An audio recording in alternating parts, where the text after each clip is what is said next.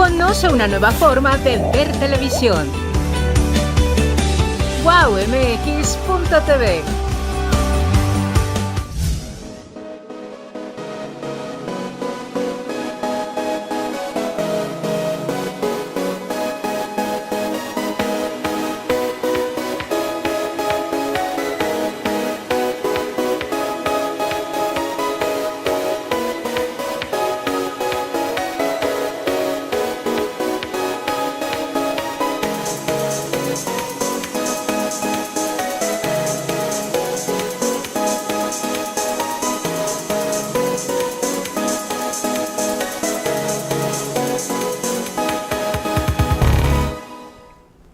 Buenas tardes amigos, ¿cómo están todos ustedes? Deseo que muy bien.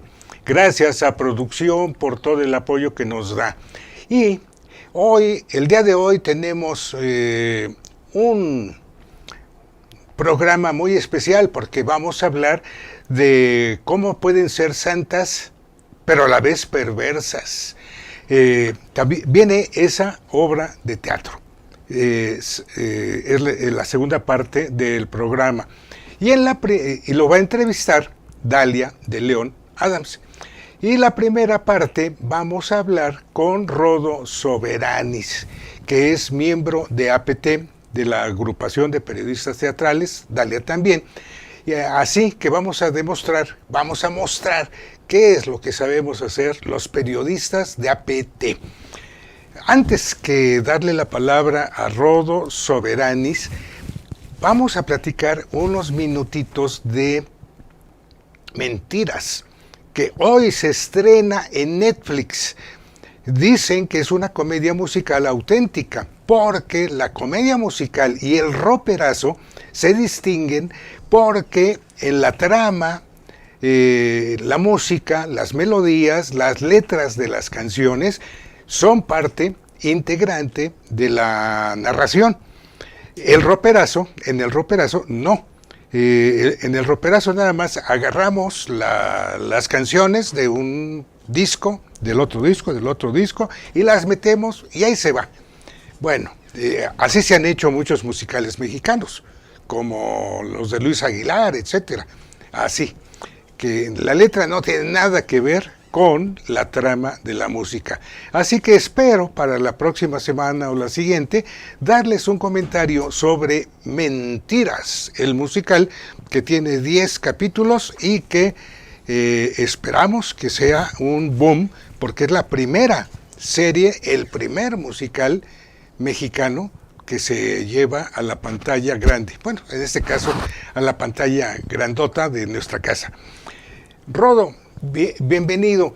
Me interesó mucho el otro día que compartimos micrófonos, la plática que diste de tu experiencia, tu cariño por el teatro y cómo lo vas recordando. Vas recordando por momentos, por narradores, por dramaturgos, por obras. Me gustó mucho lo que hiciste. Gracias, maestro. ¿Qué tal? ¿Cómo están? Muy buenas tardes. Pues muy halagado de que me hayas invitado a tu programa y precisamente para hablar de un tema que a mí me gusta mucho como actor, que es el teatro. Realmente, antes de leer este texto que compartimos en aquella ocasión, en mi punto de vista, creo que el teatro está viviendo un momento bueno. Creo que el teatro está resurgiendo nuevamente. En algún momento, en lo personal, yo sentí que como que se estancó, como que se quedó un poquito parado, pero en estos momentos que, gracias al teatro, por ejemplo, la pandemia fue un golpe muy, muy duro para todas las artes escénicas. El no poder estar en un evento presencial y que se experimentaron cosas que también la pandemia nos puso otras opciones para poder disfrutar del arte. Hubo obras de teatro vía Zoom, tú pagabas ahora sí que pago por evento y podías disfrutarlo con tu familia en la casa. Por ejemplo, López Tarso. López Tarso, Ajá. Quien lo hizo, muchas obras musicales también que lo hicieron. Y después se viene este auge de teatro en corto, de estos espacios que se ofrecen pequeños donde hay gente, un grupo pequeño de gente observando estas obras cortas, ¿no? Teatro en corto, esta opción que se ha metido. Bueno, y pues como amante del teatro, no sé si me permitas, entramos al texto. Antes que nada, hay que avisarle al público que además de periodista, eres egresado de la Andrés Soler. Y sí, fíjate que tuve la oportunidad de hacer parte de mi carrera en el Instituto Andrés Soler y me tocó una generación muy bonita porque todavía me pude conocer en vida al maestro director Javier Rojas, quien es una institución dentro del teatro, y lo que antes era el Teatro El Galeón, ahora le pusieron Teatro Javier Rojas, si no estoy mal equivocado, así ¿no? Así es. De hecho, en su momento cuando él fallece, tengo el honor, porque lo velaron en este teatro, de hacerle guardia en el escenario. Entonces, esta academia me lleva a conocer gente interesante como el maestro Andrés Torres, un gran promotor cultural dentro de pues este medio que necesita de los promotores, un promotor a la altura de Héctor Azar, que gente importante que hicieron del teatro en México una época importante de los 70s a la fecha, ¿no? Hasta acá. El maestro Azar, recordemos que hace los eventos palafoxianos en Puebla, ¿no? Crea la Compañía Nacional de Teatro, crea la Compañía Nacional de Teatro Universitario, es el único que tiene la oportunidad de estar dirigiendo tanto al Teatro de CEU como al Teatro de Bellas Artes. Tengo la fortuna de poder, parte de mi vida, ser promotor cultural también en unos espectáculos que se hacían para apoyar, que se hacen, porque a la fecha se presentan estas lecturas en voz alta en Bellas Artes. Se llama La aventura de leer. ¿Quieres que te lo lea otra vez? Leo luego Existo, estos programas que se llevaron con apoyo del Conaculta, con apoyo del INEA, para apoyar la lectura en México. Conocí a gente muy, muy importante: Ofelia Guilmey, Patricia Reyes Espíndola, Carlos Bracho, Tomasi, Juan Ferrara, la señora Pinal, que en su momento también leyó en el Alcázar del Castillo. Entonces, me meto al mundo del teatro, de la promoción cultural, y creo que cuando uno está dentro, tú lo puedes decir, Dalia lo puede compartir, pues te apasionas de este mundo, de las artes. Así es, vamos a empezar a pasar las fotos. Claro que sí. Bueno, pues el teatro contemporáneo mexicano es un reflejo de complejidad y diversidad de la sociedad mexicana actual. Desde la década de 1980, el teatro en México ha experimentado un renacimiento. Ahí está Gurrola. Con las apariciones de nuevas generaciones de dramaturgos, directores y actores que han renovado el lenguaje y la estética teatral.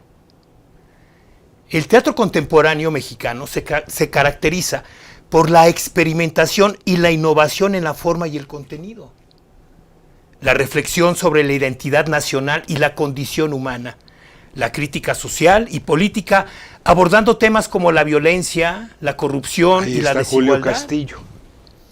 Al maestro Julio Castillo lo podemos relacionar con esta gran obra de La Calle, que se presenta en el Centro Cultural del Bosque, que repercute y que es de las primeras obras en los 70s, donde nos muestra una de las crudas realidades que es la gente indigente y ese submundo.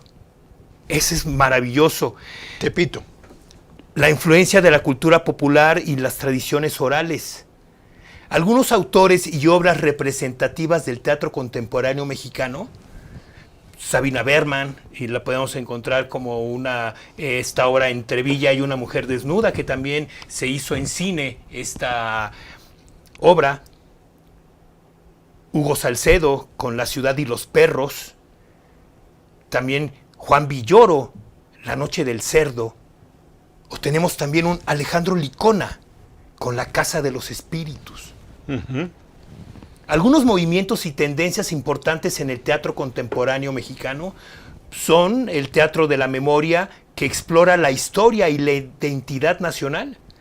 También tenemos el teatro de la violencia, que aborda la violencia y la inseguridad en México, que estos temas actualmente los tenemos y los vivimos en carne propia en estas ciudades inseguras, y también pues lo podemos ver con esta sobrepoblación que tenemos, con esta falta de empleos que nos hacen que la delincuencia y que esté más al alcance de nosotros.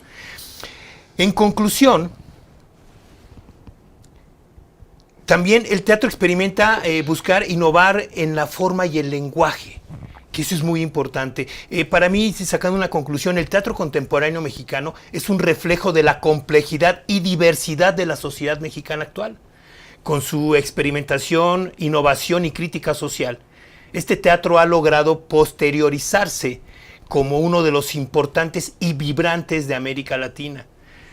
Su influencia en la cultura y la sociedad mexicana es innegable, y su legado seguirá inspirando a futuras generaciones artistas y espectadores, que es lo que el teatro, la danza, la música buscan día con día, con nuevas compañías, con nuevos artistas, llegar al público y que el público llene las salas, estas salas pequeñas, porque nos podemos encontrar desde un café cultural donde se den recitales poéticos, donde músicos innovadores empiezan sus carreras, hasta grandes lugares como el Auditorio, la Plaza, la Arena México y el Teatro Esperanza Iris, el Teatro del Pueblo, estos grandes teatros que han dado una historia, un auditorio nacional precisamente. Entonces creo que la labor como artista, la labor como actor es seguir impulsando, voltear hacia el legado que nos han dejado los directores, los actores, los grandes dramaturgos. Yo creo un poquito dentro de estas opciones de teatro en corto, de teatro en breve, de microteatro, que nos dan la posibilidad de que los actores estemos activos, de que los directores estén activos y de que la gente tenga la oportunidad de ver en una hora 4 o 5 historias, es muy válido. Pero estos grandes autores, Rodolfo Sigli, Salvador Novo, Sor Juana Inés de la Cruz, quienes tienen obras, textos, un Casona, podemos encontrar grandes obras y volverlas a llevar al teatro, porque creo que esa es parte de este glamour teatral.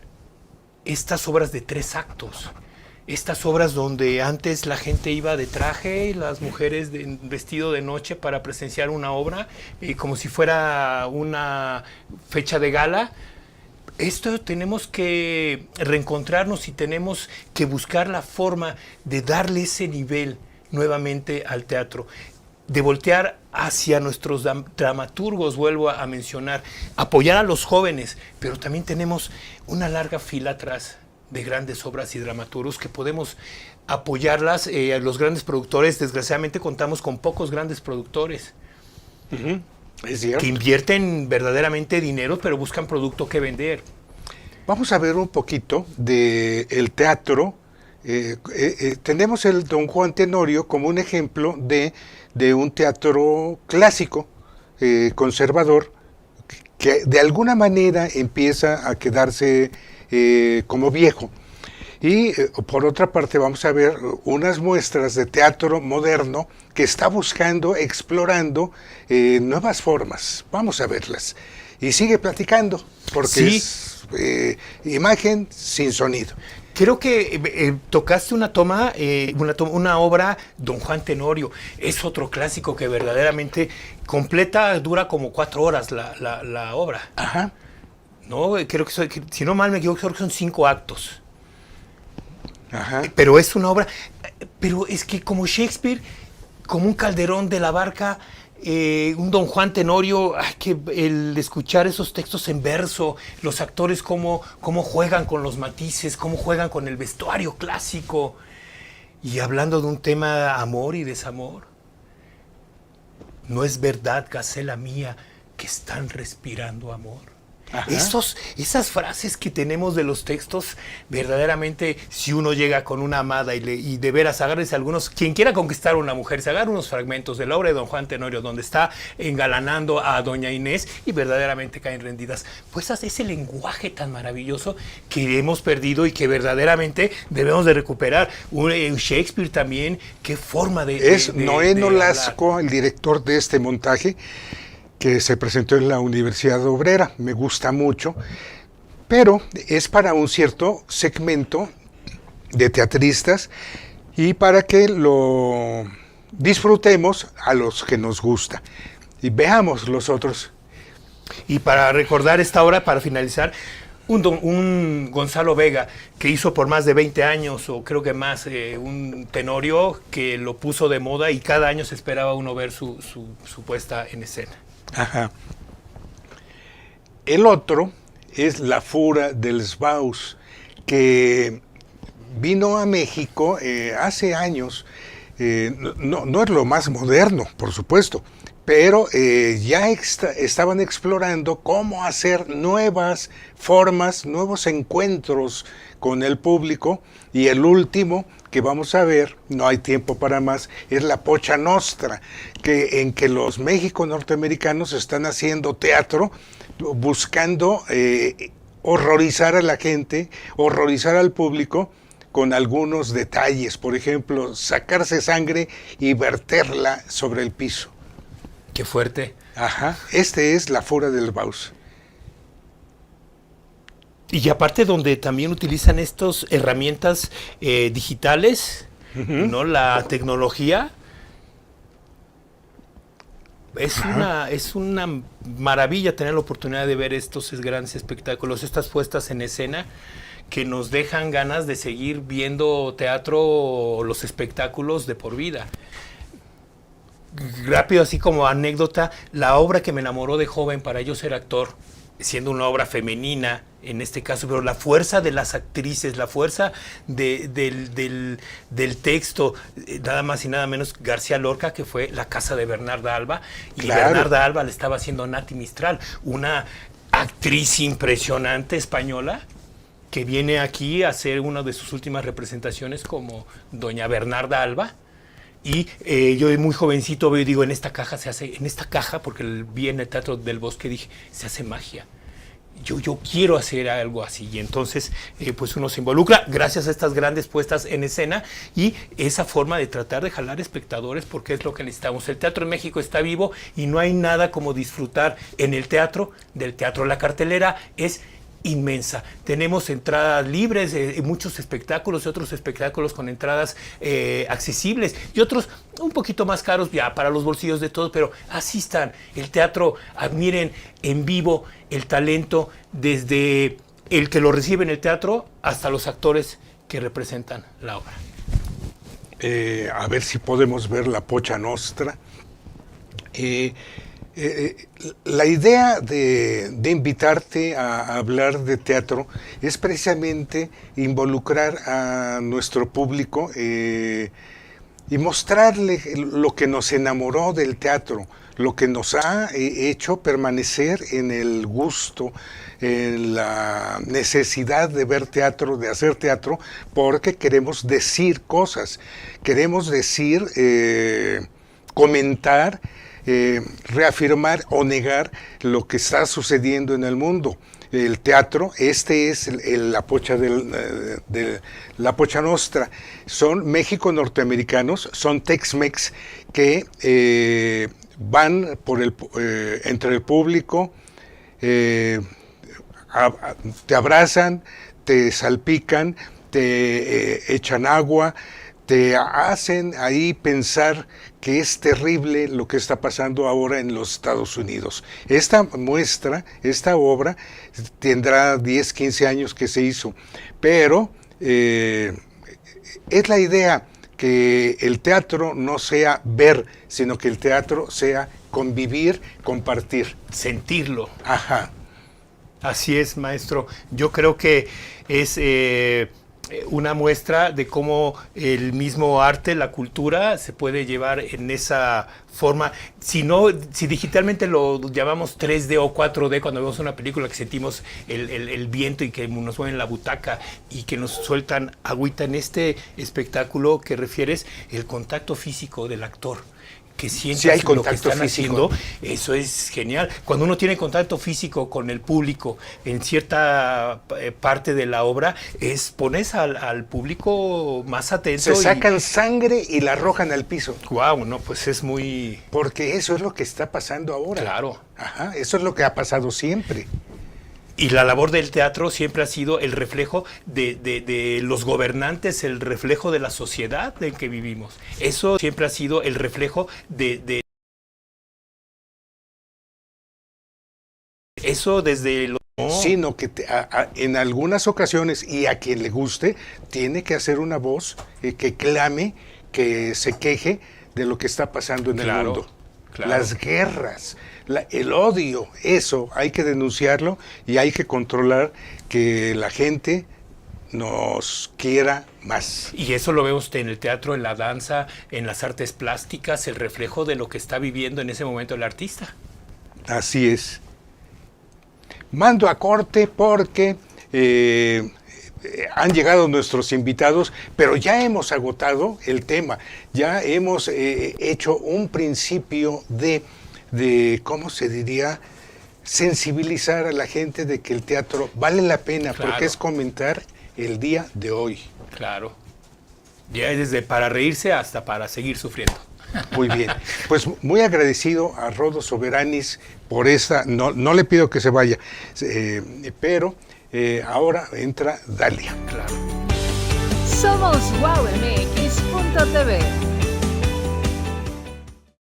A ver, yo quiero conocer una frase de ustedes. Les tengo una, Merlín. Mira, esta es una frase que escribí para Agave Fest. Y está inspirada en el mezcal, ¿eh? Ahorita ustedes quiero que me digan una que les guste, digo. Claro, claro. Esta yo la hice. Y la quise hacer un poco retadora. Porque dice así. Yo soy una bebida fina. Y me trató como un licor corriente. Me quiso beber de un trago y se quedó con la boca caliente. ¡Ándele! ¡Tengan! Porque el mezcal se toma a besos. Pero me encanta cuando veo cómo haces el antes y el después de cuando conseguís un micrófono, por ejemplo. Y contame, me imagino que es como a mí con la batería, cuando encuentro una tarola vieja, la empiezo a armar y la dejo espectacular. ¿Qué es lo que sentís con todo esto? Pues mira, en este caso que yo hago blues, que me dedico a tocar la armónica, nosotros utilizamos equipo antiguo en su mayoría. En México es muy difícil conseguirlo en buenas condiciones. Entonces parte de mi trabajo y por lo que me he dado a conocer a nivel internacional es por restaurar y modificar ese equipo. Obviamente, pues, pues tal vez no, es que no sé, yo no lo siento que haya sido como Es que con dolo, ¿no? A mí no. no me dio esa impresión, pero No, es no. lo que yo pienso. No, Tampoco pero- me vayan a cancelar por eso. Y ahorita ¿Verdad? Ya cancelan cancelado. picando la nota por Sí, culpa de por- Luis. por culpa de los No, huevos. pero también tengamos en cuenta que hoy en día ya por cualquier cosita Todo, te quieren todo, cancelar. todo, que si todo. porque dijiste, que si porque opinaste, que porque tú estás... por cualquier cosa ya te quieren Hace varios cancelar. años tendría que estar ya en la liga de expansión. En Puebla también, no se te y le olvide. ganó a un equipo malo, ¿no? El más malo de la liga con el plantel más limitado. Ahora, el tema de Chivas a mí sí me sorprendió más porque Chivas fue y le plantó cara a un equipo de Tigres en el Volcán, con las grandes figuras que tiene y sobre todo yo veía muy tenso y en mal momento a Chivas, porque yo me acuerdo de aquellas declaraciones cuando los echan de la Leagues Cup en el segundo partido de el triangular que hacen de grupos, donde decía Gago estaba más preocupado por explicar por qué no era un fracaso para él. Yo me decepcioné mucho con el planteamiento de Gago contra Cruz Azul porque fue malísimo. Es increíble que las transiciones, ataque, defensa no las sepan hacer y lo peor es que fue desde la portería del equipo rival, segundo y tercer gol, vienen desde la portería rival, atraen a todos los jugadores y pum, les hacen gol porque dejan muchos espacios, no saben defender tampoco. Y lo mismo pasó en el segundo gol de América, igualito. desde la defensa, van más bien con el portero, salen jugando y 4 jugadores corriendo tras este Malagón. Hazme el reverendo favor, 4 corriendo tras el portero. Entonces, totalmente despedazada esa defensa, sin ideas, sin orden. ¿Me vas a decir que en 140 millones de mexicanos no existen 40 mexicanos que puedan formar una selección de fútbol sin tener que buscar si tiene doble nacionalidad? A lo que yo voy es el ciclo. Y no importa quién esté, el único que faltó, y ahí sí puede, y no creo que, es que yo no creo, porque quiero suponer, y voy a tenerme a la ética profesional del Tata Martino, que él no tenía contemplado, tenía contemplado empatar contra Argentina y no empatar contra el último partido, ¿no? Eso es lo que yo creo que tenía contemplado. ¡Wow! Buenas tardes, aquí seguimos en Ciberarte para seguir platicando de qué creen de teatro. El día de hoy hay algo especial. Vamos a escuchar una entrevista en vivo que va a hacer Dalia a Miguel Alonso. Sí, Miguel Alonso. Y la idea de esto es que ustedes se convenzan, compartan nuestro gusto por haber presenciado la obra Santas y Perversas, que es una farsa, una comedia sensacional, en donde no hay falla de ritmo, porque la falla de ritmo ahí significaría el desastre absoluto. El ritmo es exacto, el ritmo es exacto, y entonces les van a dar, así habla una de las monjas, precisamente, para dilucidar un crimen. Pero no les cuento más, mejor les dejo que Dalia les presente a Miguel Alonso y se ponga a platicar con él. Adelante. Hola. Bueno, pues yo creo que no necesito presentarte. Ya en el medio eres muy conocido. Bueno, me da mucho gusto hacerte la entrevista. Estaba escuchando que tú has vivido en España. Sí, ¿cierto? así es. Bueno, fue de ahí que conociste al maestro José Guarleta, el dramaturgo de la obra. Sí, de alguna manera. Bueno, primero gracias por la invitación, gracias por permitirnos venir a hablar de teatro, que es el tema que nos interesa en este momento y que nos apasiona. Yo viví en España porque estudié algún tiempo, entonces hice realmente mucha amistad con muchas personas del medio, y en realidad esta obra, les cuento, que llegó a mí en uno de estos viajes que yo hago específicamente para ver teatro.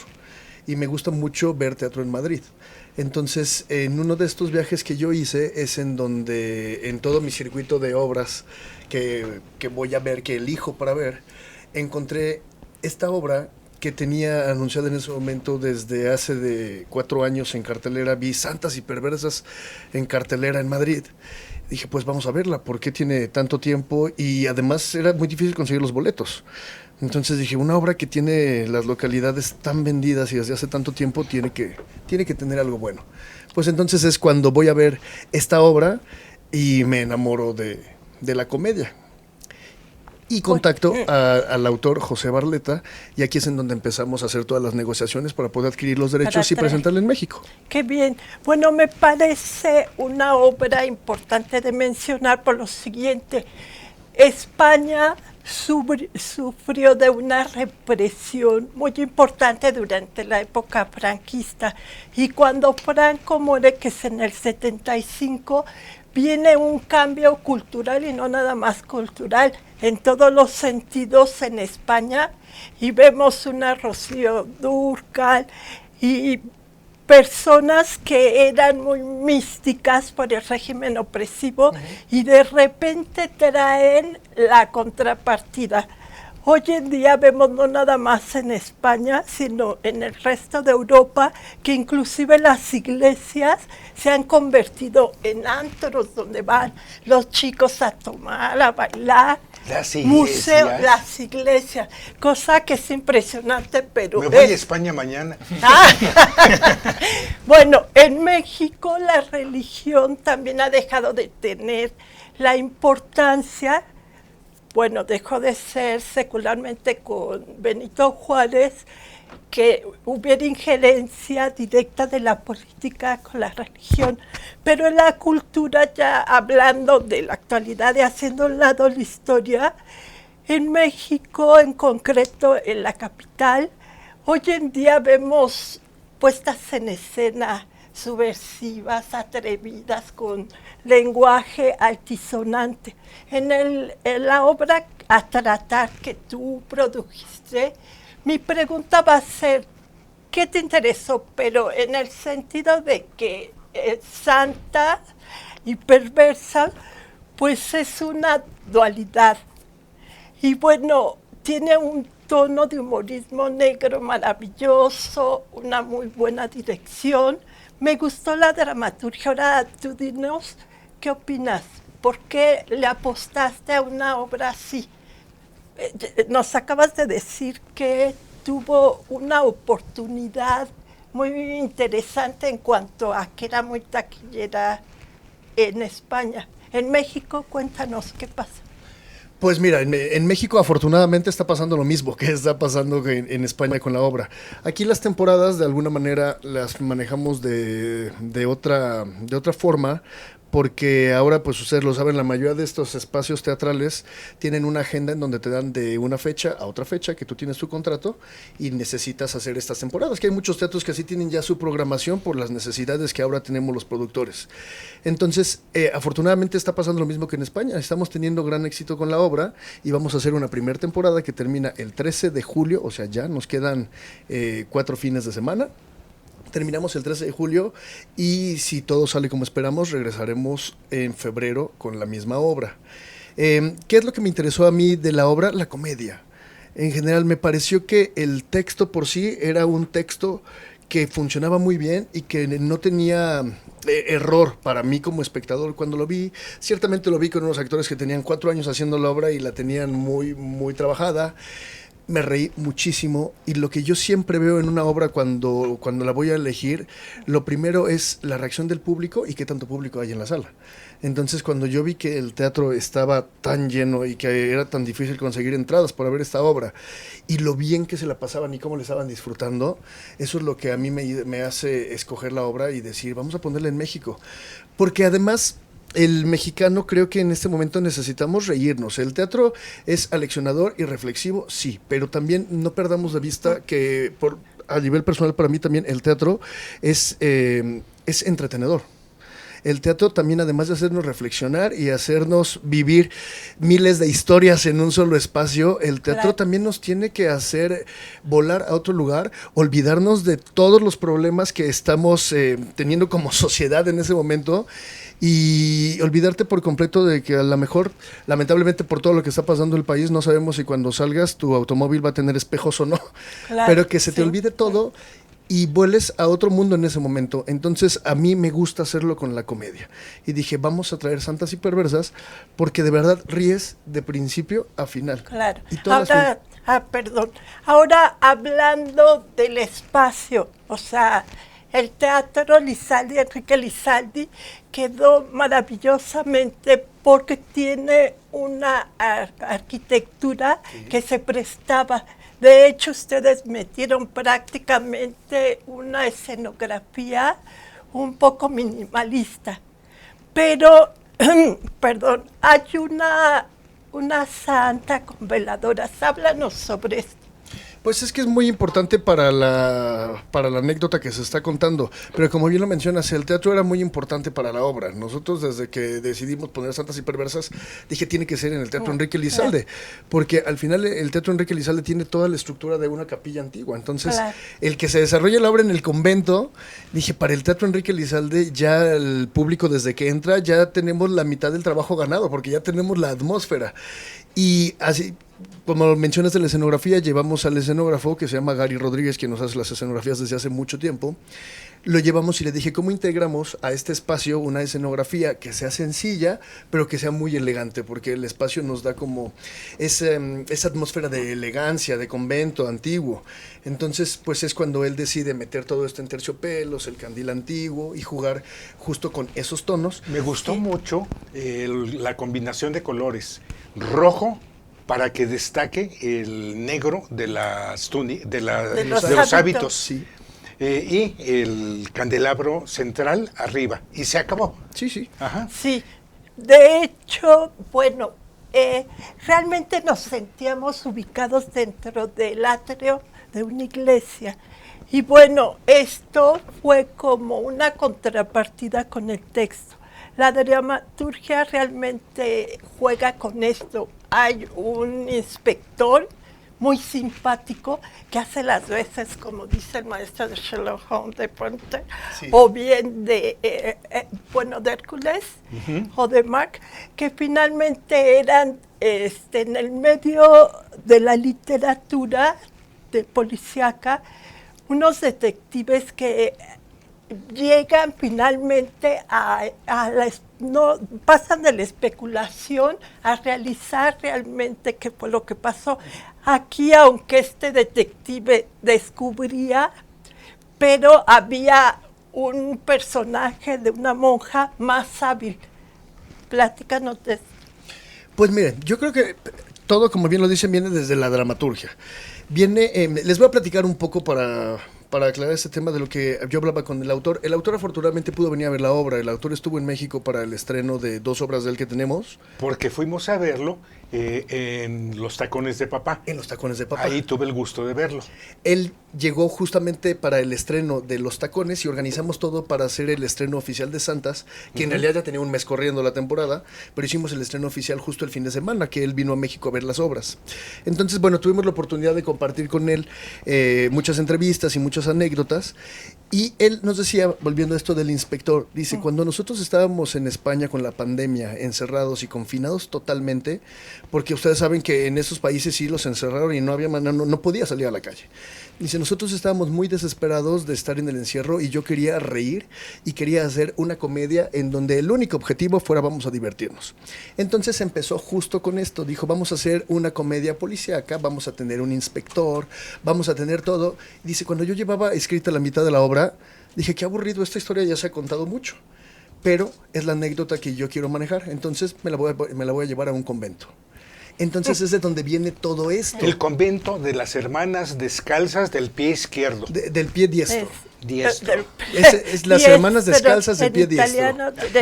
Y entonces empieza como con toda esta historia y dice, yo fui enredando las cosas porque yo quería que se viera como una historia de investigación policíaca en comedia. Y dijo, pero si la hago en un convento, vamos a generar como a lo mejor muchas más situaciones cómicas con las que podemos jugar, sí. Pero algo que él cuida muchísimo y nos dijo, yo no quiero ofender a nadie con mi obra.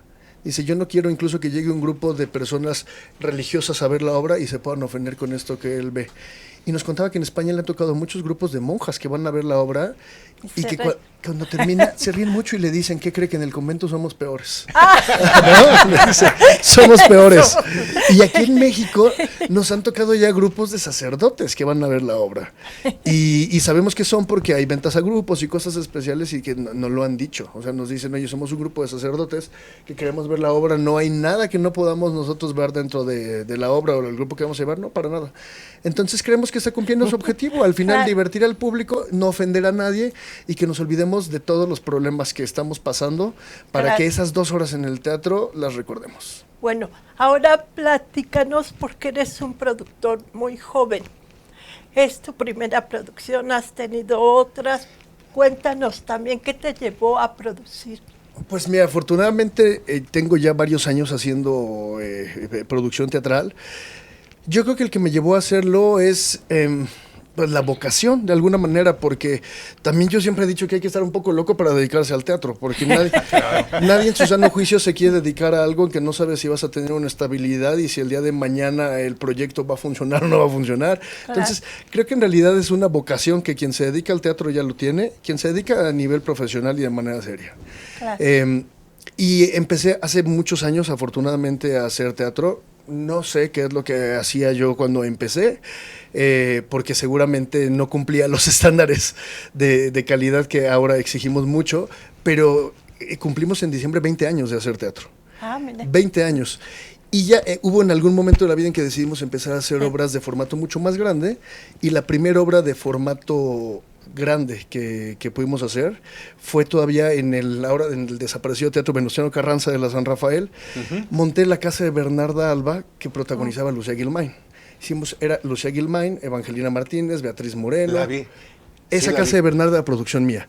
Fue como la primera obra a formato ya mucho más grande que hicimos. Si la pudiste ver ya la escenografía que hicimos, el elenco que metimos. Esa obra también la dirigí yo. Y nos fue muy bien. Afortunadamente, con esa obra teníamos agotado todo. Si no seguimos la temporada fue porque cerraron el teatro, pero de verdad me puedo jactar de decir que vendíamos hasta 100 boletos, 100, para la siguiente función, de toda la gente que se quedaba fuera de ver la obra. Es que de García Lorca es de las más vistas. Es de las más vistas. Sí. Bien, en la casa de Bernarda Alba tuve también durante muchos años a cargo la producción de una pastorela drag queen que se llama Pacheca Sabelén. Tuve Pacheca Sabelén durante 8 años. Hicimos después otra versión Pachecas después del funeral. Tengo varias, empezamos a producir ballet. Tengo un año produciendo ballet. Ya hicimos El Lago de los Cisnes, El Cascanueces. Qué bien. Montamos, estuve a cargo del Teatro de la República durante 3 años hasta su cierre, y en el Teatro de la República hicimos Traje también de Argentina, Chicos Católicos, una comedia que duró mucho tiempo, original mexicana, que se llama Es ella más que yo, que me senté con el dramaturgo a trabajar la obra. Estuvimos 8 meses en cartelera con Es ella más que yo. Afortunadamente tenemos como muchas obras en las que hemos trabajado, y ahorita en este momento en cartelera tenemos la barra infantil, que es El Principito, porque voy cambiando de obra. Terminamos con Hércules también después de mucho. ¿En la sala Shakespeare? No, estamos justo en el Enrique Lizalde. Creo que ahorita vemos 3 Principitos en cartelera. Sí. La del Enrique Lizalde de los domingos a las 4 de la tarde es producción nuestra. Santas y Perversas a las 6:30, y Los Tacones de Papá en el Teatro Rafael Solana, que estamos ya con funciones especiales. Los dos de José Sobre todo Guarlota. la presencia de Libertad Palomo. Eso fue un éxito. Sí. Bueno, él volvió con esta obra, se había desaparecido al parecer. Pero 10 años o más. Sí, Pues fíjense que se desapareció como del ojo público, pero siempre, yo que seguía un poco los pasos de lo que estaba haciendo, por ejemplo, no dejó de hacer teatro por toda la República. Y siempre estaba, incluso nos costó trabajo cuadrar agendas por las otras actividades que tenía para los ensayos, por la película que estaba grabando. O sea, como que dejó de hacer cosas tan vistas, pero no dejó de trabajar nunca Libertad. Activo siempre. Oye, ¿y tú nunca quisiste ser actor? Porque sí tienes la... Yo de profesión soy actor. Generalmente yo de profesión los soy actor. productores como Rodo, son actores. Nada más no eres actriz tú. ¿Yo? Ay. Actriz de su propia vida, claro que sí. A ver, cuéntanos. Yo estudié en el Centro Cultural Virginia Fábregas, y después por parte del Centro Cultural Virginia Fábregas me fui becado a estudiar a España 2 años. ¿Por parte de la escuela de Fela? Por parte de la escuela. Ajá. Ellos fueron los que gestionaron toda la beca y demás. Me fui a estudiar a España 2 años y regresé. Y de pronto todavía hay cosas que hago como actor. Creo que lo último que hice como actor hay una compañía muy fuerte que seguro conocen que se llama Fénix Novohispano, Compañía Nacional de Teatro Clásico. Claro. Yo llevé la producción ejecutiva de la compañía 10 años y como actor trabajé mucho con ellos. Y muchos años hice el Tenorio, pero con el personaje del Don Juan Tenorio yo estuve 4 años en el Teatro de la Ciudad haciendo Algo Don Juan. recuerdo de un restaurante español frente a Novedades. Pues es que hacíamos muchas cenas temáticas, entonces seguramente en el restaurante alguna de las cenas, pero estuvimos haciendo Voces de Catedral, estuvimos haciendo el Don Juan Tenorio. Voces de Catedral también las vi. Entonces ahí como actor estuve participando de mucho con ellos, pero como productor dentro de la compañía, pues o me dedico a producir o me dedico a... Claro, oye, y dado a que no hay una escuela de productores en sí que yo sepa, bueno, ¿qué tan difícil es que tú digas, lo voy a hacer porque la gente además piensa que un productor nada más tiene que ver con la parte económica y ya, pero no, son los que realmente juegan con todo, tienen que estar pendientes de todos los rublos del teatro en este caso. A ver, cuéntanos cómo. Sí, el trabajo del productor en realidad es todo antes de la función. Todo. Y una vez estrenando es todavía más pesado el trabajo del productor. Porque antes, tú bien lo acabas de decir, es ver qué obra vas a poner, es conseguir los derechos de la obra y entonces gestionar todo el equipo, gestionar el elenco, el director, el escenógrafo. Ya que tienes todo eso, en realidad, empieza el trabajo real del productor, porque no me dejarán mentir mis compañeros, a partir del momento en que tú estrenas, ahora tu trabajo es cómo vas a llenar las salas. Entonces nuestro trabajo realmente es un trabajo de toda la semana, de estar revisando lo de la publicidad, las promociones, las ventas a grupos. Estás como viendo otro tipo de cosas porque tiene que llegar el fin de semana y el teatro tiene que estar lleno. Y afortunadamente lo hemos logrado. Las funciones en las que estamos trabajando casi siempre están llenas. ¿Qué opinas, Rodo? ¿Vas a ir a verla? Pues voy a verla totalmente. Ajá. Y yo te quería hacer una pregunta, aquí abusando del panel. ¿Qué es lo primero que pasa como productor? ¿Qué dices? ¿Cómo te interesa una obra y dices, aquí voy a invertir tiempo, dinero, esfuerzo, aquí le voy a echar todo? ¿Qué pasa por la cabeza del productor? Tiene que haber algo en ella que a ti te llame. Creo que ahí es más bien como el talento o el gusto, el don de cada persona, porque cada quien tenemos gustos distintos. Entonces tiene que haber algo que te llame en la obra. Cuando tú la veas, que digas, me gusta esta obra por esto. A mí específicamente, ¿por qué me gustan las obras? Porque hay algo en el texto que a mí me puede interesar dentro de la obra. Y tengo un gusto muy personal por la comedia. No solo hacemos comedia, pero tengo un gusto muy personal por la comedia. Entonces, cuando yo veo una por obra... ejemplo, García Lorca. Sí, claro. Y García Lorca, que lo montamos con toda la seriedad que se tenía que montar. Yo me acuerdo cuando me entrevisté con la señora Lucía Guilmain, lo primero que ella me dijo es, ¿quién la va a dirigir? Dije, yo voy a dirigir La Casa de Bernarda. Me hizo una serie de cuestionamientos. Vamos a ver otra vez las fotos de las santas y perversas, porque ya se nos acabó el tiempo. Invita, por favor, a verla. Oigan, quiero que no se pierdan, por favor, Santas y Perversas, Entre Monjas Anda el Diablo. Nos quedan únicamente 4 funciones en el Teatro Enrique Elizalde. Los domingos 6:30, terminamos el domingo 13 de julio, 6:30 de la tarde, y los boletos los pueden adquirir ya en el sistema Ticketmaster o directo en las taquillas del teatro. Que no se la pierdan, de verdad, se van a reír muchísimo y la van a disfrutar tanto como nosotros disfrutamos hacerla. Gracias. Pues te felicitamos, excelentes trabajos. Gracias por venir por mi parte. Muchas gracias a ustedes por el espacio. Muchas gracias, Rodo, por haber venido a maestro. platicar de qué te gusta del teatro. Gracias. Eso es importantísimo. Pues fue una pequeña reflexión del teatro contemporáneo que gracias a tu programa pude compartir con las personas. Y pues vayan a ver teatro, hay opciones. Tenemos teatro, les digo, de todo, para reír, para llorar, infantil, para ponernos a pensar, para loquear. Hay muchas opciones. Vayan. Porque creo que el trabajo que hacen los técnicos, desde la gente del teatro hasta el talento, los productores, es invaluable. Invertimos el cariño, el dinero y el tiempo. Así es de que asistan al teatro, no se van a llevar un mal sabor de boca. Muchas gracias a Miguel Alonso. Vayan a ver Santas y Perversas. Muchas gracias, Dalia, por esta entrevista. Gracias a ti, querido amigo. Muy que bien. hemos compartido momentos importantes durante tanto tiempo. Gracias. Estamos somos recordando que tenemos como 40 años de amigos. ¡Wow! ¡Qué maravilla! 40, amigos de así se cuentan bueno, pocos. 40 o igual y 30, ¿verdad? Sí. Bueno, pues muchas gracias. Gracias, producción. Gracias, panel. Y nos vemos dentro de 7 días en que vamos a estar con Sergio Corona.